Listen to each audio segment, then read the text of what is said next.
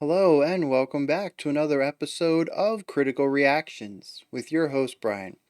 We're going to do our final special selection for the week, and that is where one of you tell me exactly what it is I need to check out. Today's special selection comes at us from Amanda, Animal Collective, Purple Bottle, off of the 2005 album Feels. So, let's dive into this. I'm really digging this artwork. I think it's really beautiful. It's got nice animation style to it, art style, whatever you want to call it.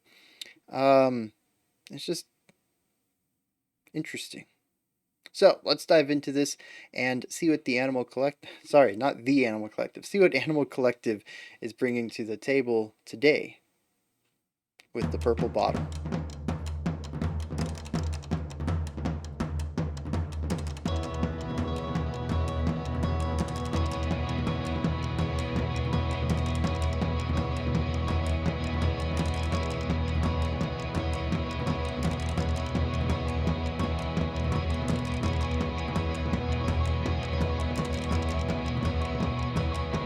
The reverb.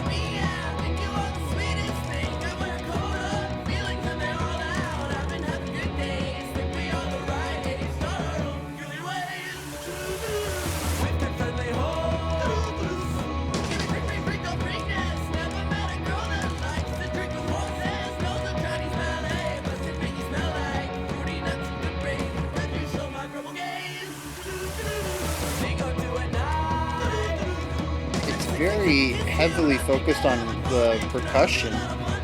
Interesting choice.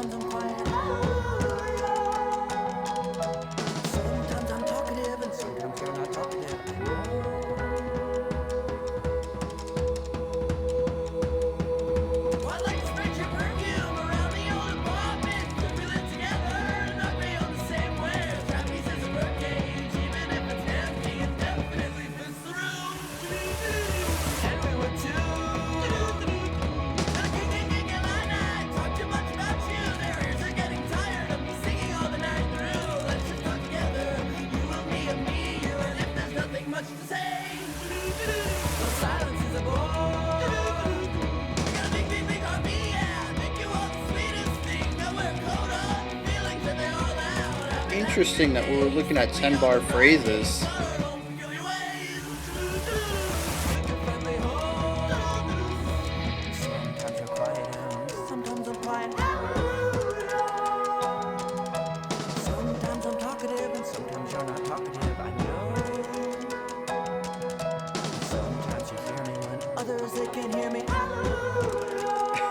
It's interesting how subdued this is, that there's still a chaotic energy to it.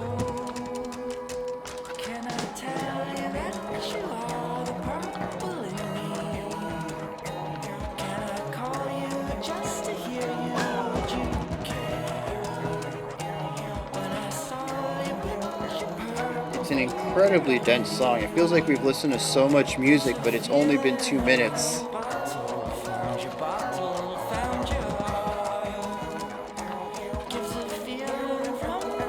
I love the layered vocalizations.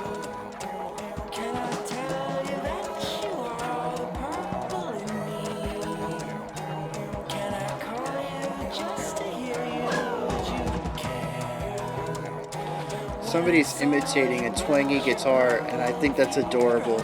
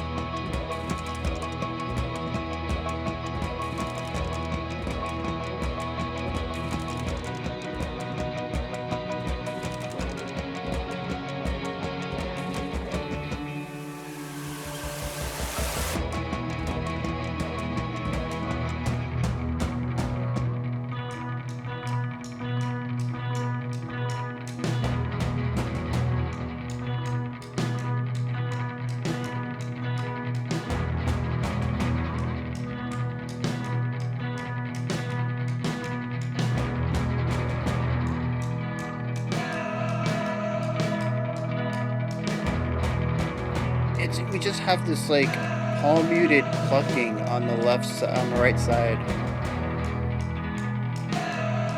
Actually, it's kind of everywhere. Center maybe.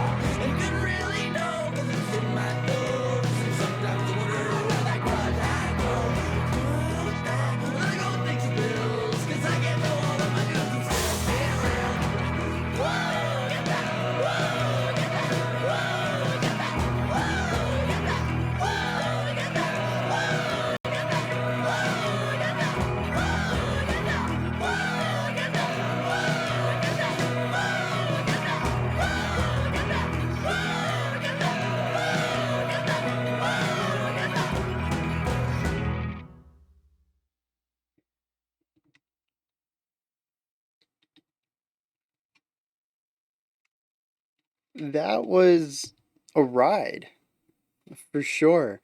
Um,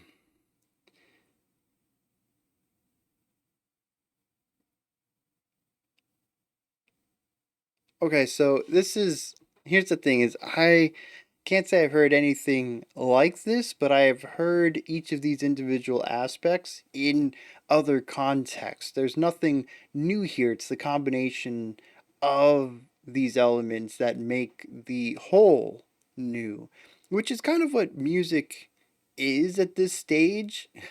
Pretty much everything's been done before. Now it's about finding new ways of doing what's been done. Um, I would put this here's the fun part is I would probably classify this as a type of post rock. It feels like rock through the lens of a different context, and I think that lens is folk.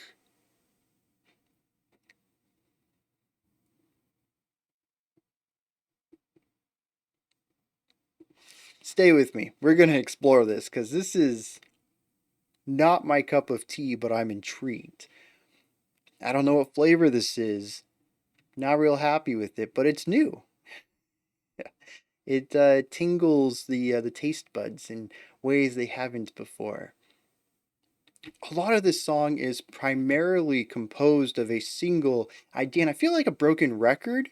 How has this whole week been single foundational topic songs? I feel like this is what we've talked about. It just, man, what a week for this. Repetitive songs. Didn't even do this intentionally, just the way everything came together. We have one primary idea and we do alter it a little bit in our chorus. And I do feel like this falls under a verse, chorus, bridge, outro.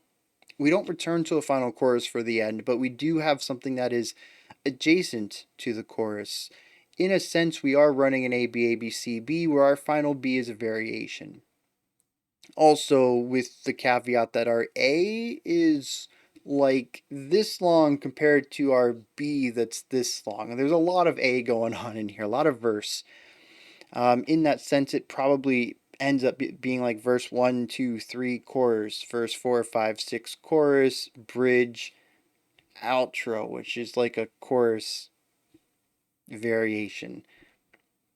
Very long, extended chorus variation.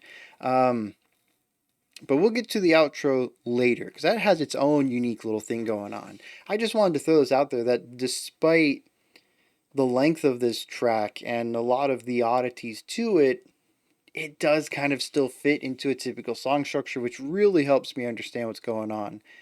Um, Given that there's so many other eclectic decisions, having something to hold on to that I'm used to helps me get grounded. But anyways, we have this single idea that dominates the majority of this track. It's present in our outro, it's present in our verses. It is highly percussion focused. There are two percussion instruments present. There is what sounds to be some sort of hand drum, and then there is a traditional snare and bass drum, possibly a drum kit. There are two guitars or guitar like instruments present, and they both have one bar phrases. I should repeat, or I should reiterate, the drums are working off of one bar phrases. The two guitars have one bar phrases. One is just the plucking sound, and we really got a good listen to this in the bridge. It carries almost a percussive element to it where we have a palm muted string that the note doesn't change, whatever fret they're holding doesn't shift at all from what I heard, and we really just get the percussive element of the picking, both the rhythmic element and the tone of the palm muted string. We have a lead guitar. I don't know if I call it a lead guitar. It has a melody to it, but again, it's a one bar lick.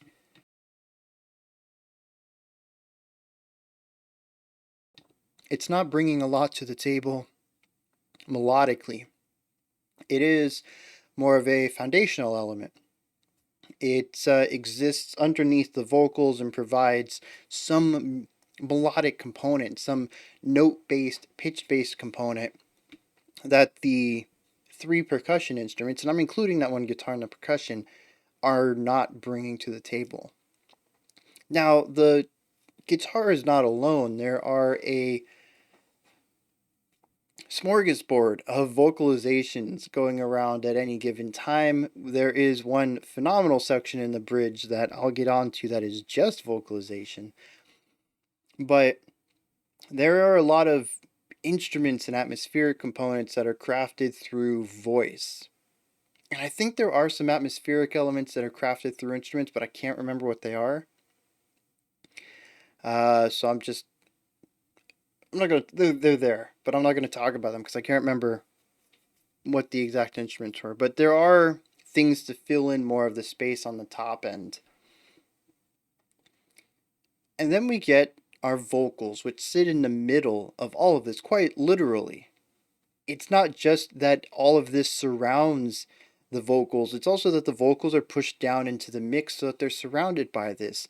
The vocals are not front and center like you would expect in pop or rock music. The vocals do kind of get played over at specific times when the vocals dip in volume just a hair. And I personally would have liked them pushed up a little bit more, but I kind of enjoy the vibe they have going here. Because the vocals aren't front and center, they feel like they're in the same vicinity as our instruments. It doesn't feel like a studio recording in that manner. It ends up feeling like a live performance, which is a strong element of what I enjoy in this track. You see the large amount of repetition that goes on in here, to me, is going to err a bit on the side of boredom. Not to say that too negatively. Some people really enjoy highly repetitive music. It's just not my cup of tea. What kept me going through this track was mostly the vocals and trying to follow along with this story and The occasional shifts in layering when we changed things up, when we added different instruments, when we hit the bridge, that was really cool. And a lot of the more eclectic uses of voice, which we will get to in a bit. But what it does feel like is a bunch of people who all get together on a beach or a stage or whatever, and it's one of those things that anybody can just join in on. You don't have to contribute to the song. You have to contribute to the sound. And there's a lot of moments in here where my initial thought was, that guitar's rhythm is not really lining up too well with the drums. You know, they're kind of stepping on each other's toes and clashing a little bit. But when you get outside of the nuance and you get a higher point of view on this thing, it works because it feels jammy. I don't know if you guys have ever um, been able to participate in something like this. I've been fortunate enough to, but just you come up to a place that just has a lot of instruments open to play. Sometimes there will be a leader and maybe he'll play his instrument and everybody else kind of joins in and builds off of it. But it really doesn't matter what gets played, everything sort of just fits together. And that's what this feels like. It feels just like a fun party where there's instruments out and people are like, oh, I like the maracas, I can shake them. And that's the cool thing about a lot of percussion instruments is that all you need is rhythm. You don't need technique to shake maracas or to, well, I was going to say, or to play bongos. Bongos do have technique and you can get really good at them, but you can also make music having zero skill. All you got to do is hit it. And as long as someone teaches you how to hit it, which is usually right around here, unless you want, specific sounds out of the rest of your hand, you can play the bongos. And as long as you have a groove, you're going to fit in. And that's what this feels like. And it's just such a cool collective music experience that I hear from this. Even though everything is kind of stepping on each other's toes and not everything fits, it just has a feel good, fun energy to it. And that's phenomenal. It really is that they can capture that in what I assume is a studio recording.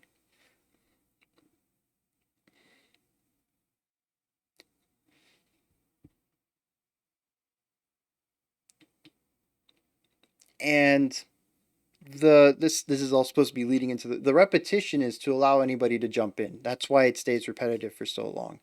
Anybody can jump in and just get right into it, and it really works for songs like this where it isn't designed to change. You're just supposed to have fun with it.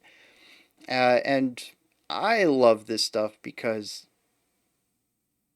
sometimes it's that spark. You've never played an instrument in your life, and you're like, yeah, just get on the bongos, or here's a guero, and you can just like shh, and just like scrape it down and like make this cool music with it. And it's that spark. So, anyways, like that's like probably not what happened here. This was probably all composed and recorded properly and everything like that. But it gives the vibe of stuff like that, and I really enjoy that. Now, while the music as a whole is repetitive and static, there is something that is not. And I had mentioned that this has kind of a collected energy to it, but also something very chaotic, and that's the vocals. I never quite know what the vocals are going to do next. They shift rhythms in interesting combinations, sometimes arrhythmically. It's things that don't really make sense to flow between one group of notes and the next. They choose this connective rhythm between them and it doesn't really work, but because everything kind of doesn't work but kind of does, it kind of does. And again, it feels very improv-y, where everybody's just kind of improving and having fun. No, low stakes, nothing's This isn't a big performance. You're just having fun with the people around you. And the fact that the vocals feel kind of loose that way work as well. But there's also so many vocal lines, and they shift as well. We get these random woos out of nowhere. Just this, we'll have like a 2 octave jump for this one note and come back down, and it's like the only held out suspended note against all these really fast rhythmic elements that almost feel like talking in some places. And that's that chaotic energy I'm talking about. I don't know if he's going to jump up octaves. I don't know if there's going to be a harmony. Some notes are harmonized. Some syllables are harmonized. Not words, syllables. And it feels like somebody just randomly comes in. He's like, oh, I know the next, he started saying happy. So I'm just going to say P at the end of it and give it a little bit of, melodic layering. It's just this random chaotic nature. Anything could happen. We could go to a completely different rhythm. We could go to a completely different octave. We could have harmonies, and there is no indication of any of it, which in a more typically written song, or a song that sounds more mainstream, I would probably be a negative for me unless there was some indication for this, like prog music. That stuff that has a lot of unexpected elements to it. I just kind of expect it from that.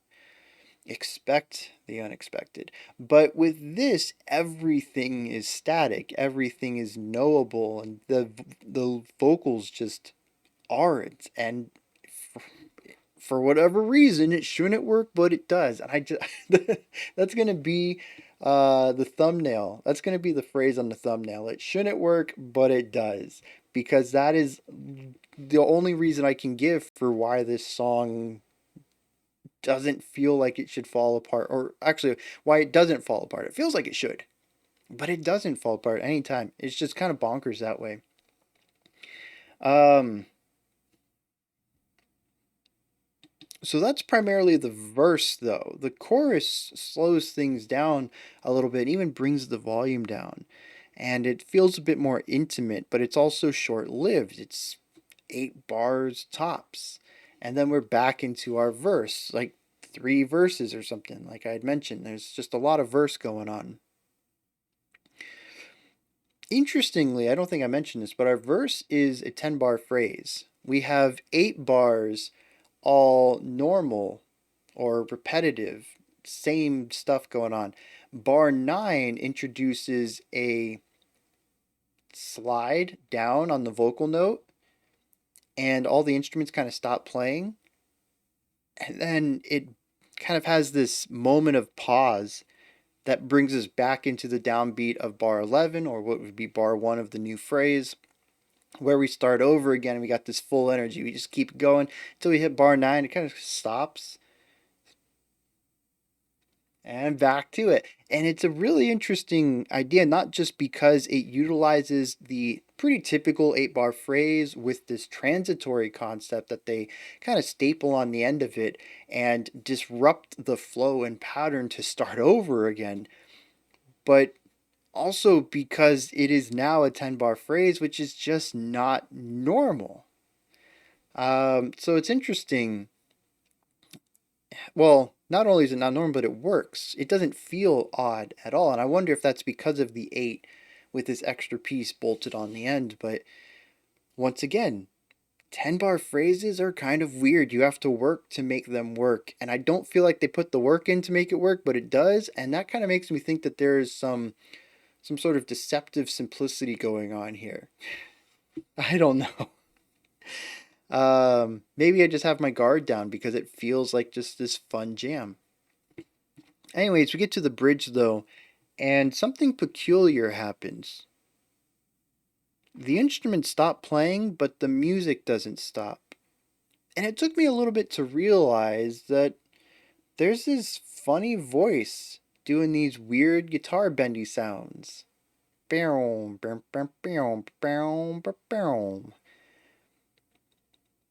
then I realized all the instruments have been replaced with voices. um, I don't know whose bright idea this was, but I love it. It is, again, not perfect. This is not somebody who is some world class beatboxer making what sounds to be normal music with their voice. They are very clearly making mouth sounds to replace instruments that existed and doing their best to mimic the individual characteristics and timbres of these instruments, but not doing it in a perfect manner. It's that I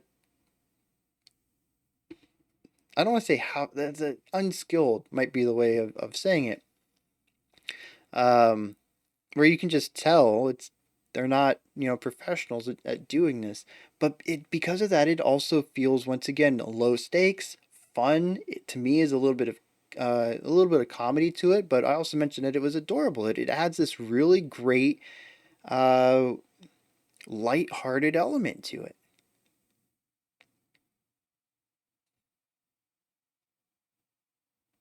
and I love that. Like I said, whoever came up with that, it's just so good. Um, and then we finish the song out with a brand new section that reutilizes the music from our verse, but it has some of the vocal ideas rhythmically from our chorus, like the extended use of woos or woo-hoos or whatever to get that upper octave bit injected in there.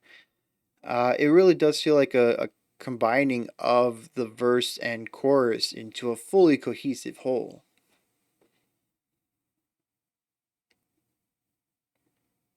I don't get it though. It's neat. There's a lot of cool things in here, and it kept my attention for the full 7 minutes, despite being primarily one idea. I think it did a pretty good job of keeping things interesting while static, but to me, it still just feels like a fun improvised jam with a bunch of parts that don't necessarily work together, or kind of work together but shouldn't. I still don't know how to word that. And the best I get out of it is some sort of youthful energy where things don't have to be perfect, where the imagination can fill in the blanks for a lack of skill or for a lack of technicality or whatever. It's kind of like when you play, dolls or action figures or whatever when you're a kid, and you don't need to have the $2,000 1/16th scale full metal version of your favorite character to still have fun, right? Your imagination takes over, and even though your figure isn't fully posable, in your mind it is. It's that youthful joy and imagination, just creativity that this feels like. We don't need to have the best of the best. We don't need a super complex song. We just need to have fun, and that fun can come in through a lot of avenues. It can come in through heavy layering that doesn't necessarily mesh well with each other. It can come through with just a wild inventiveness for when to inject voicings. It can come through the fact that they decided to replace all their instruments with the voice at one point in time. Um, it just feels like a fun song. And I think a lot of music forgets how to do that. A lot of music tends to get more serious. Now, here's where the real fun begins. I'm going to dive into the lyrics and figure out what the song is about on a lyrical standpoint. And I'm real curious about how this is going to support, or, in my guess, clash with what I understood from the music. Um, so surprisingly, very surprisingly, and I don't know why I'm surprised by anything, this doesn't fall apart when the lyrics are added. In fact, the lyrics support it. It is the most childish, carefree, low stakes love song I've read the lyrics to in a long time. I think the opening stanza just really solidifies what everything's about. I got a big, big, big heartbeat. Yeah, I think you're the sweetest thing. I wear a coat of feelings, and they are loud. I'm not going to say that every single metaphor throughout here makes sense. Or if they do make sense, they might not be the strongest metaphor that could have been crafted. Some of it is just extremely childishness on the nose. I think you're the sweetest thing. It's an endearing statement, but it's also not what people would typically say to each other in a fully serious moment. You have two people, they just had, a passionate kiss, and the guy's about to say, I think I love you. You want to move in with me? And it's supposed to be like this heartfelt moment. It's like, I think you're the sweetest thing. Like it's a tonal shift right there. It's a bit more lighthearted than the situation would go for. And a lot of love songs tend to be more serious. And I think that's what's really endearing about this is there is this childishness, not in a bad way. There's just this, I don't want to say naivety to it, but just this might even be like a first love situation, puppy love kind of deal, where this is the first time that this person's ever felt like this, and it just makes them want to explode with this joyous, happy feeling. And that's why they have so many words to say, and not all of them are great. Not all of them are super romantic in the generic sense, but they're romantic for him. One of the lines says, I must admit, you smell like fruity nuts and good grains. And that's a positive for him. Uh, there's one line says, I'd like to spread your perfume around the old apartment. Could we live together and agree on the same wares? A trapeze is a bird cage, and even if it's empty, it definitely fits the room, and we would too. It's eclectically romantic, and it's a through line on this entire set of lyrics. They seem to be romantic or semi romantic ideas that really only specifically work in this relationship between these two people. It's possible there's even a lot of in jokes in here, things that only the singer and their love interest would know or would understand. There is an entire section devoted to the color purple about, I don't know. He says, can I tell you that you're the purple in me? I hope that makes sense to one of the two of them. I really do. Um, and it's about just really feeling the love for someone and expressing it in a way that is honest and unique to this person. And the music feels that way too. It has that childhood joy to it, that youthfulness of just being yourself regardless of the consequences. And not everything's going to end up perfect in it, but it doesn't have to be perfect as long as it's this relationship because it makes this person feel happy. And it's just really endearing. I love it. Not my cup of tea, but I mean, man, if you're going to go big, go for it. And they did. There is no love song I've heard that sounds like this. And I think for the recipient of this love song, I hope there is one. Uh, I hope they know that it means a lot because most of the time when people get a love song written for them, it ends up feeling a bit generic. And it's still a love song for that person. It's not something to be put down. Someone put work into it for you, but this is a unique love song between two people that someone else couldn't copy the words or the chorus from and sing to someone that they have feelings for and have it be just as equally meaningful. There's something really great about the unique situation that this song is written for. And that's awesome. Those are my thoughts on Animal Collective's The Purple Bottle. What'd y'all think? Did you enjoy it? Anything that stood out to you? Anything you'd like to add on to what I said or correct me on? Let me know down in the comments.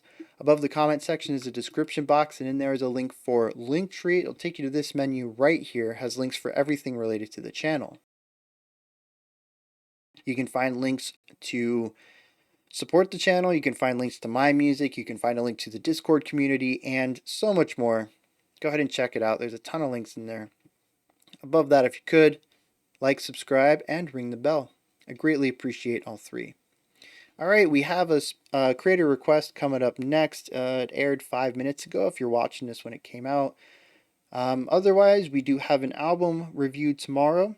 We have the live stream on Sunday, and Monday we'll be back with next week's theme, which, if I remember correctly, is bands that broke up, which is going to be a bittersweet week, I think. Listen to some good music, and remember that we probably won't get more of that kind of music from that band. So, I mean, that kind of sucks. Until next time, remember to be critical, not cynical, of the music you listen to, and have a fantastic morning, afternoon, or evening, whenever you choose to watch my videos.